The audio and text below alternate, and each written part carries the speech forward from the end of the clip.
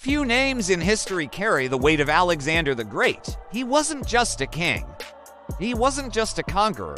He was a force of nature whose shadow still stretches across continents.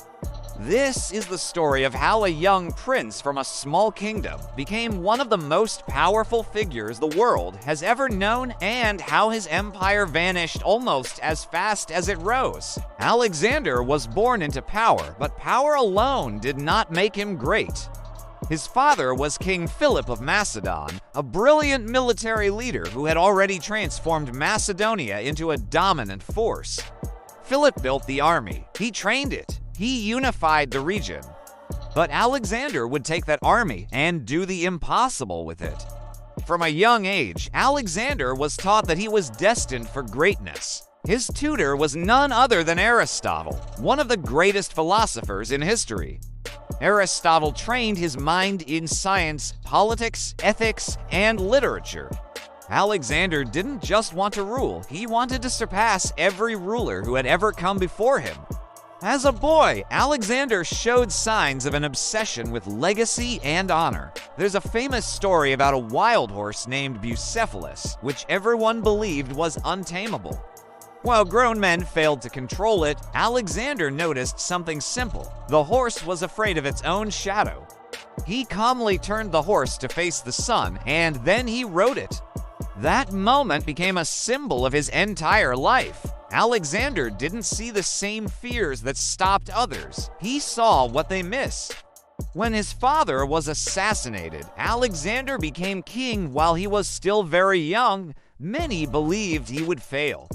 Instead, he moved with lightning speed, crushing rebellions, securing loyalty, and taking control with ruthless efficiency. Then, he turned his eyes outward. Alexander didn't just want to rule Macedonia. He wanted to conquer the known world. With a relatively small but elite army, he launched a campaign that would rewrite history. City after city fell, mighty empires collapsed. He consistently defeated forces many times larger than his own through incredible speed, brilliant strategy, and psychological warfare. He attacked when his enemies least expected it. He adapted constantly. He learned from every single battle. And Alexander didn't fight like a king watching from behind a wall. He fought on the front lines, bleeding, getting wounded, and leading by example. His soldiers followed him not out of fear, but out of absolute devotion. But Alexander was more than just a warrior, he was a politician. Instead of destroying every culture he conquered, he often absorbed them. He adopted local customs, wore foreign clothing, and encouraged unity between different peoples. He founded numerous cities, many named Alexandria, which became vibrant centers of trade, learning, and culture. His goal was not just conquest, it was integration. He envisioned a single world united under his rule. Alexander's personal life has been debated by historians for centuries. He showed little interest in traditional marriage early in his life and formed deep emotional bonds with his closest companions. Some ancient sources emphasize his later marriages for political unity. But what is clear is this: Alexander's true passion was power, legacy, and his own destiny. Everything else came second. At the height of his success, Alexander stood undefeated. His empire stretched across vast lands, larger than anything the world had ever seen before. But greatness has a cost. After years of constant war, his body weakened. His army grew exhausted. His generals grew ambitious. Then, suddenly, Alexander fell ill.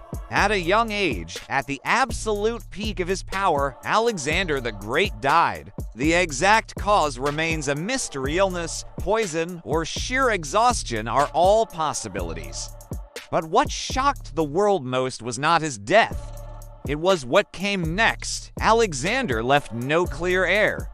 When he was asked on his deathbed who should inherit his empire, he reportedly answered, "To the strongest." That single phrase shattered everything. His generals immediately turned on each other. The empire fractured.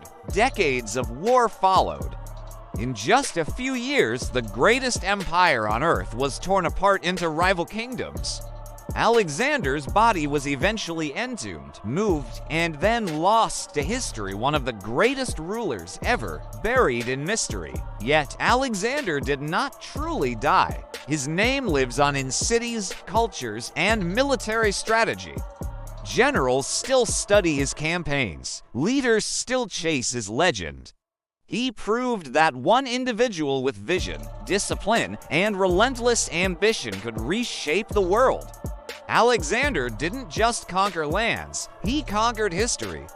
And that is why, more than 2,000 years later, we still call him Alexander the Great. Thanks for watching. If you want more uncovered truths from history, be sure to subscribe to our channel.